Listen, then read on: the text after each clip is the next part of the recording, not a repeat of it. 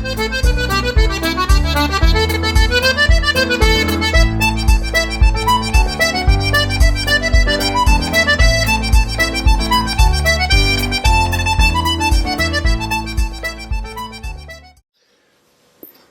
ladies and gentlemen, thank you for joining the Beat news team. Today is a very special day. We are here with Catherine Duffy, now known as Lynch, her married name, and Cathy is a dancer currently with WIDA from the Fallon Academy of Irish Dancing here in Edinburgh. And I'd just like to say thank you very much for inviting me to your beautiful home. You're welcome. So, Cathy, we'll just get started. Can you tell, that I don't want to be cheeky, but can you tell the folk that your age that they're currently dancing at just now? Well, I am about two fat ladies, 88. Wonderful. So, just tell people when. So, when were you born then? I was born on the 4th of April. Sorry. The 4th of April, I shouldn't drink in the morning. The 4th of April, 1933. 1933. Yeah. So that was after the First World War. But and before the Second. Before the Second, yeah. And who did you start dancing for?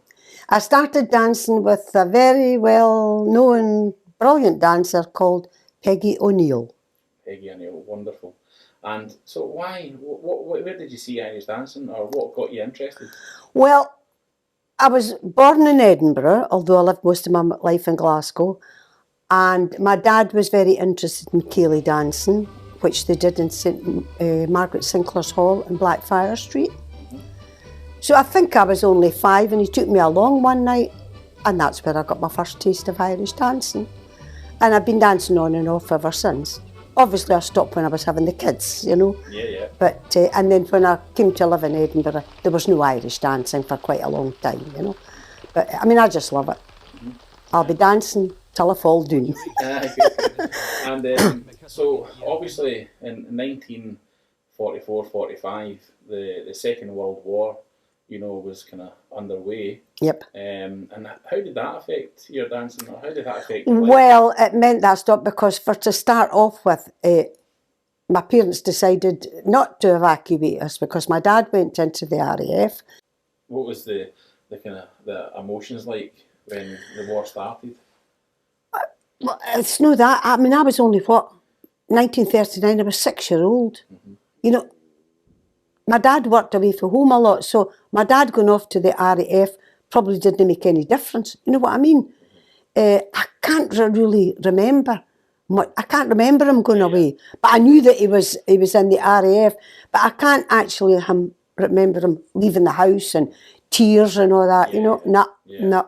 That's good. Well, that's a good thing. My mother went to work in the Waverley because there was no porters; they were all away. So they decided to send me over to Donegal, to my grandparents with my other 3 siblings. I had a sister Margaret, a brother Bernard, who are both gone, but my sister Annie also, who's also a dancer up until recently. Fortunately, she's got Parkinson now.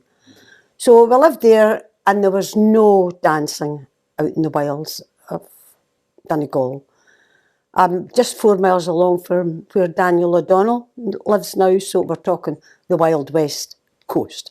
Quite far. But what I did do was I took up singing. My teacher thought that I was quite a good singer, so there was me and my cousin Danny Dugan and my first boyfriend, who was Jackie O'Donnell. We started singing, and she took us round all the little local churches, because that was the only entertainment there was in Ireland. You went to a concert, somebody read a wee bit of poetry, but they did dancing, but it wasn't solo. It was, I don't know the correct pronunciation, is it Shanahan? Shaughnessy, is that what it is? Yeah. My granddad did it, yeah. He used to get a board out and dance on it, Yeah. But I tried it with Fraser later on a few years ago, and I wasn't too keen on it. So during the war, there was no Irish dancing, apart from going to your local ceilidhs. I did ceilidh dancing. So, but you still practice? You still done a wee step here? Just a wee step there. Well, I used to do what my granddad was doing, but it was a different timing altogether, a different timing, yeah. And, so when then did you end up coming back to Scotland? The war was over for quite a wee while because my dad was still in the RAF, so he wasn't demobbed. My mum was on the railway, but I mean, she couldn't look at, well, I'm not saying she couldn't look after us, but she was still working because the men hadn't come back. So I don't think we came back until well into maybe 1946. But they worked a quick one on us. By the time we come back, they had decamped to Glasgow. I mean, my last home was Edinburgh, and I came to, having said that, I love Glasgow. But I prefer to live in Edinburgh. Good. No. And so you were telling me earlier on that some of the people who you've danced are known throughout your years, and one of the names that jumped out to me was Frances Teese. Yes, brilliant. Who was a well-known dancing teacher in Glasgow. And she was a brilliant dancer. I think Frances was the first one that won what we normally now call maybe the World Championship. It was a newspaper that presented it. It was some paper in Glasgow that sponsored it.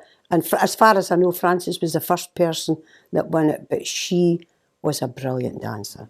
Everybody. There was also another one called Bridie McGady, and there was another one called Philomena, but her surname escapes me. But there was a lot of good dancers. Yeah. A lot of good dancers going around. And did you ever dance with any of these people?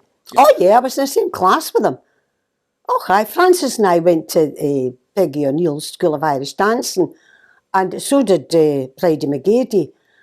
Yeah. So I was really sorry that I missed Frances's funeral, because we were friends when we were about, 12-year-old, you know. And when we went to all these competitions, Frances and I were always up to no good in the back seat. She was a case, Frances, she was lovely. And then, I don't know what happened years, I think Peggy O'Neill went to America, and then I went to Charlie Kelly, who was a very well-known Irish dancer.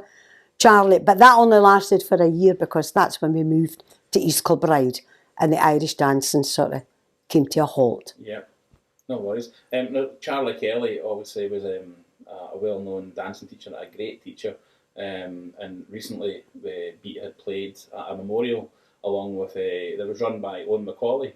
Owen's another friend of mine's. Owen and my brother used to help Frances Teese, just maybe 10, 15 years ago. I think she had a class round about, was it Johnson or Parkhead or somewhere like that. My brother was a good dancer as well, very good dancer. Heavy dancing was brilliant. Yeah. You didn't have to hear the music, you just have to listen to him and you knew what he was dancing. His hornpipe was out of this world, really good. And talking about hornpipes, what is your favourite dance? Hornpipe. You like the hornpipe? I think it's the timing. I feel that, and I also like the blackbird. I tend to like ones that are not too fast. I'm not too keen on a heavy jig because I've always had a bad leg all my life. I was born with a Perthus hip, so it stopped me from doing ballet. I started doing ballet tap in Highland and Madam Ada. Anyway, she told my mum to take me away. She says her knee will never go out. She'll never make a ballet dancer, you know. Yeah. So I gave that up and started Irish dancing. Yeah. And then, so you moved to East Kilbride, and when you moved from East Kilbride, did you move back to Edinburgh then? Yes. And Irish dancing, how did that come up? I didn't do any, all these years I didn't do any. The reason I came back to Edinburgh was I was fed up with East Kilbride, and I decided I was going to emigrate to America. So my godmother lived in Pipe Street, and I was back and forward, because you had, in these days you had to get sponsored to America. They had to have a job for you, and you know that. And my cousin who ran Portobello Thistle introduced me to all the football players. I think it's now the Sea Beach Social Club down in Portobello. And I met my husband. I was back and forward. I never got to America. No. So I settled in Edinburgh. But the first I went back to Irish dancing, I was actually 60, I think. And I saw an advert in the paper, and it was an introduction to Irish dancing in the assembly rooms in, is it George Street? George Street, yes. And it was Margaret Carson who had the World School of Irish Dancing. And I mean, I went up not knowing what to expect. So she says, you want to go up and try and do jump 2, 3? And she went, have you danced before? I went, yeah, long time ago, you know. And it was a 10-week course. And when the course, she says, would you like to come to my classes? She says, I teach up in, I think it was up at Tollcross, the Sacred Heart Church at Tollcross. And that was me at 60 and at 88. I'm still doing it. Yeah. You know, still doing it. Fantastic, eh? And I mean, sometimes I help. You know, if Audrey's teaching a wee one, you can't tell a 5-year-old to go and practice because they'll just go in a corner or pick their nose or something, you know what I mean? So, but I love it, and I got on with the kids. There is no age barrier, no age barrier. I got on great with them. And so when you were dancing at a younger age, did you ever go into, was there competitions then? Oh yes, oh yes. The biggest one I think it was actually a world championship. It was held in Ballina. Now, I can't remember if Ballina's in Dublin or if it's in Mayo. I think Ballina's in Mayo. I was only, 14 at the time. And I did quite well. Oh, I've got loads of medals. I've got enough to fill a wheelbarrow. Yeah. I mean, the last competition, I mean, I won the premiership. 88-year-old, and I won the premiership. Don't forget, 3 or 4 of these girls, was any of them over 40? Yeah. No, and I thought it was a joke when somebody says there's a trophy through there for you. I went, you're kidding. Oh, dear. A couple of years ago, what was it? Audrey says to me, Cathy, would you like to do a couple of dances just to make up the numbers? Because the one that comes first, there has to be 5 dancing. So as the one that gets first moves up from beginners to primary and what, you know. And I just got up, danced, and the next thing they called out, whatever the number was, I went to the judge, this is not supposed to happen. He went, I said, I'm only here to make up the numbers, you know. But I mean, sometimes maybe I dance better than I thought. To me, I'm just an old woman dancing, you know what I mean? My legs won't do what I want them to do because I've had 2 hip jobs done, you know. I'm lucky I can walk, never mind dance, you know. How did it make you feel when you heard the number getting shouted at your age, and you know I wasn't even there. They were giving the results through, and it was one of the dancers' mums came through, and she went, Cathy, there's a trophy through there for you. I says, what for? She says, you won the premiership. I says, you're joking. She says, I'm no. She says, get through there, you know. And that was it. As a matter of fact, it's around somewhere. Oh, it's over there, the blue one. Oh, well. The blue one, aye. Yeah. So you're obviously proud of the... Oh, I love it. I mean, I dance because I love it. If I win a medal, it's a bonus. I mean, I couldn't care less if I danced for the next 5 years and I never won a medal. Couldn't care less. I just love to get up and dance.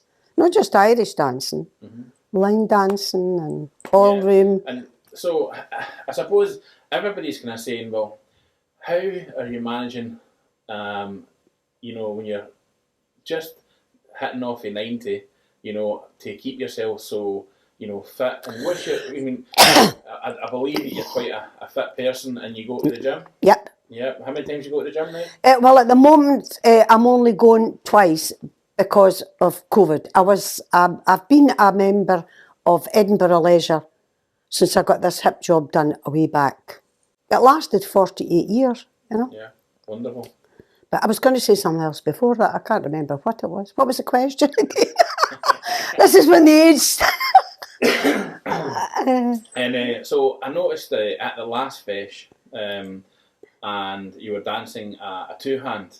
Oh, that was brilliant, wasn't it? It was wonderful. And you know what, my heart just melted because it was amazing just to see the kind of joy in both your faces. Oh, the wee boy. Thomas is a lovely wee boy.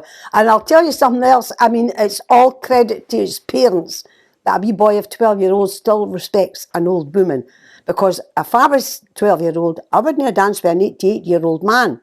You know what I mean? He is one of the nicest kids I know. He really is, aye. Yeah, no, he was very affectionate and very happy. Oh, he's a lovely kid. The thing that caught me was both of you were smiling from the start. I love it, you know. To the end of that dance. I mean, we got one, it was the week before that, the Saturday morning before that.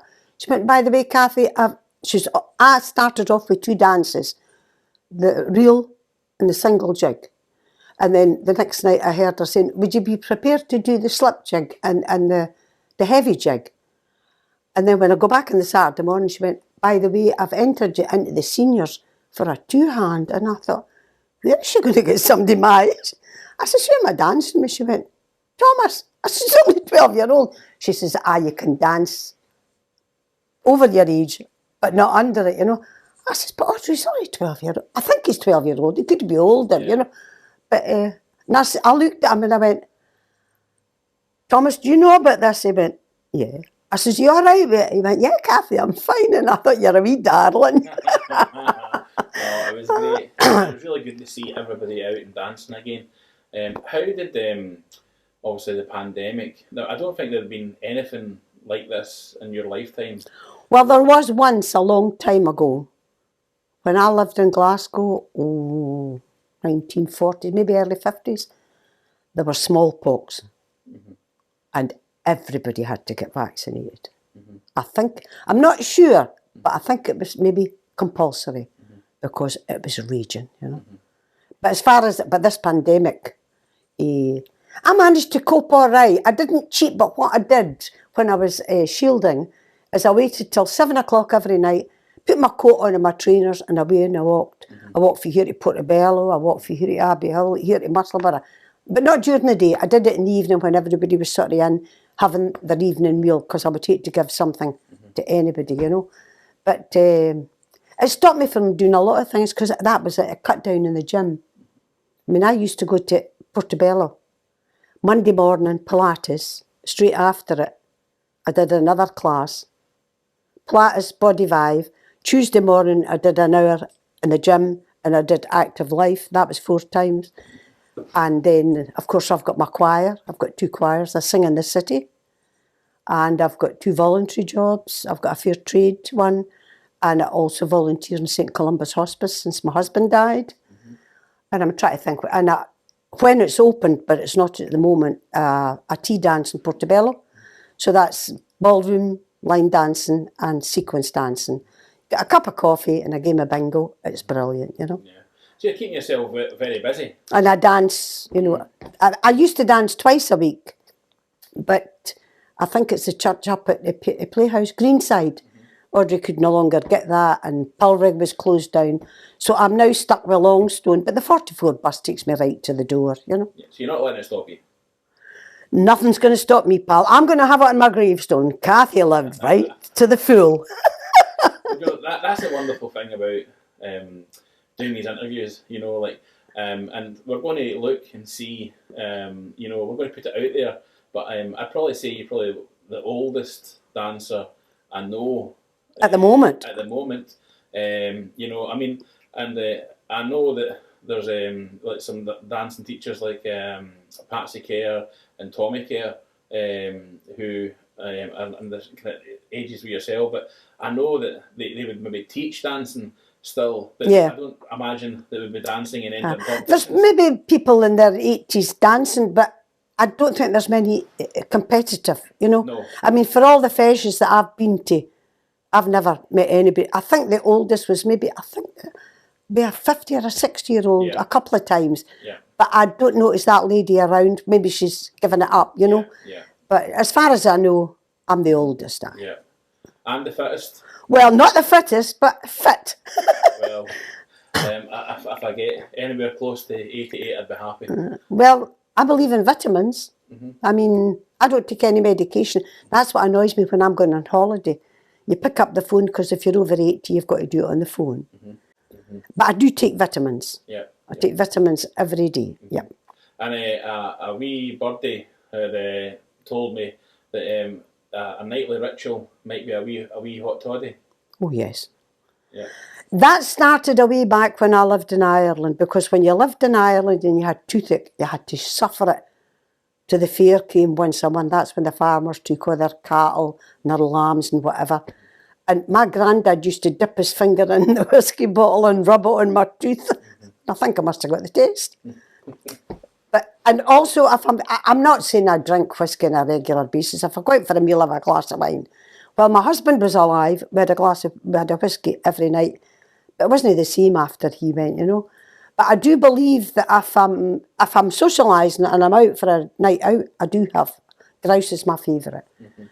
But if I come in and it's maybe feeling a wee bit chilly or a wee bit cold, I believe in a hot toddy with honey. Yep. With honey. With honey. Yeah. I can always remember my granny used to get, when she first got a microwave, you know, it was the best thing ever because she could heat up the honey. Aye. You know, Yeah. really quick. Quick, aye, you stick it in and stick it again. Aye. I quite like my whiskey. I've got my favourites. I've got grouse. I like Jameson, White Mackay, but the one when I go to Ireland, I always bring a Bushmills back. I like Bushmills. I remember I was talking to you the other day there, and we were saying there was like a connection between Caroline Green and Michelle Green. Like. Her granddad lived right across the road from us. Her granddad and my dad used to have Ceilidh dancing along in St Francis Church in, what was the name of the street? It was along Cumberland Street. Anyway, St Francis Church, and they used to have Ceilidhs there. And I think they also had it in Abbotsford Place. There was a place in Abbotsford Place. And of course, everybody knew Sharon, you know. I mean, Sharon was she's a naughty one, you know. Yeah, I mean, used to go in the toilet and Frances was pulling, Sharon was pulling her hair because something didn't go right, you know. But I really like, they're all great. Even, what was the other couple that ran? Was it the McLaughlins? McLaughlins, yeah. Aye. James McLaughlin and Cathy. That's right. Well, Fraser went to them. Yeah. I think Fraser went to them, because I don't think Audrey could get somebody in Edinburgh that, because Fraser he still is. Fraser's a brilliant dancer.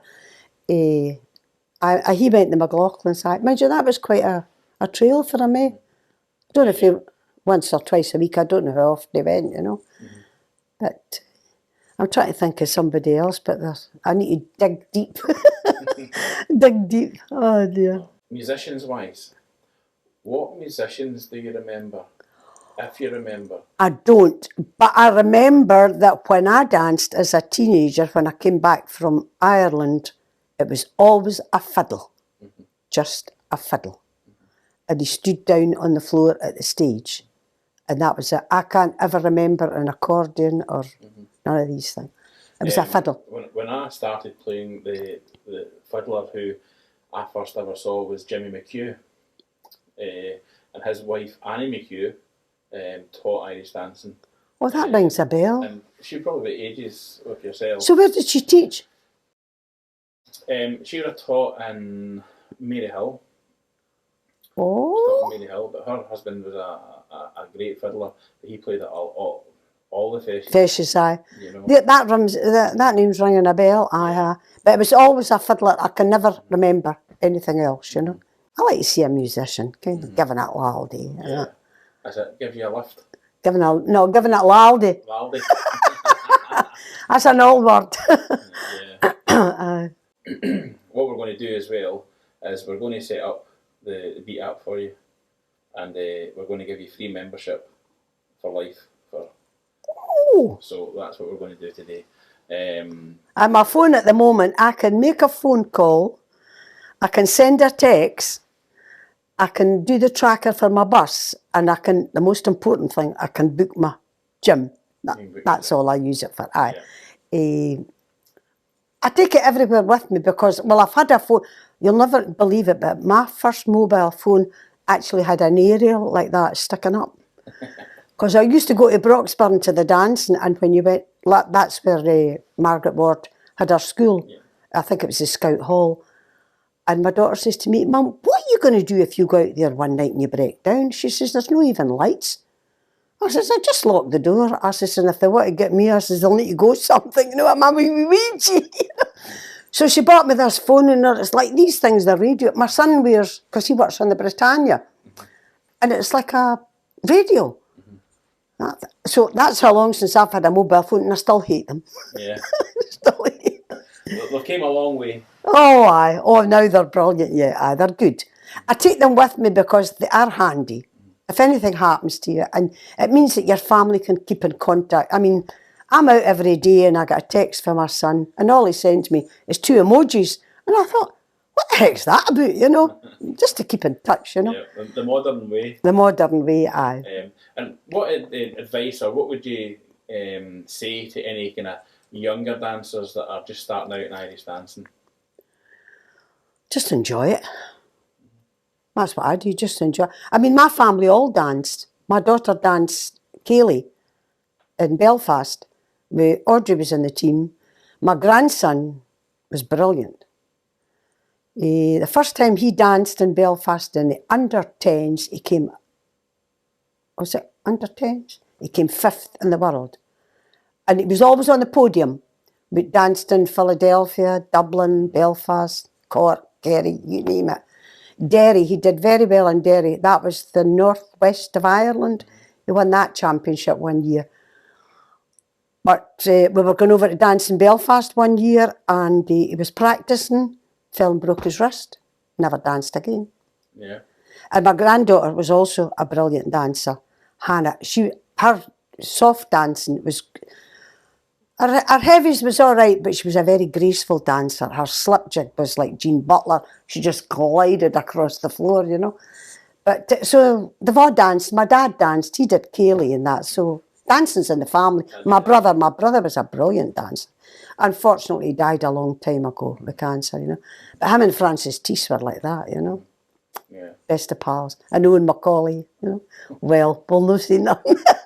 No, he's a lovely guy. He's a lovely guy. Yeah, he's very good at teaching Kaylee dancing. Yeah. Mm-hmm. That's his thing, Kaylee dancing, yeah. And Michelle, of course, I mean, I don't know if Michelle ever won a world championship, but she certainly is a great teacher, you know. Yeah, wonderful teacher. Oh, she's got what I like about her is she can teach boys as well as girls. There's a lot of schools you go to, and if it's only female, I think this because the boys' steps are completely different. It's all clicks and, you know, high jumping and that, but Michelle can teach both. But because she taught my grandson for a few years, and he really was good. As a matter of fact, the first time I took him, I was out at Pennycook. And I think it was after about a week. I think they taught him the reel, and she says, you know, Cathy, she says, I think we've got a world champion in our hand.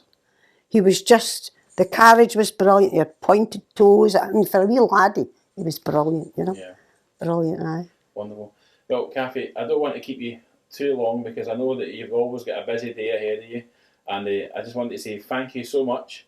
And to all the people out there who are watching just now, we want to give you all of, you're talking about your emojis that your son sends you, so we want to see lots of these hearts on the likes. Thumbs up, hearts on the post. And we wish you all the best. And no doubt I'll see you at the next Feis. You will indeed. And we'll see what happens. I'll make sure you're around to collect the trophy this time. You'll possibly present it when I'm 90.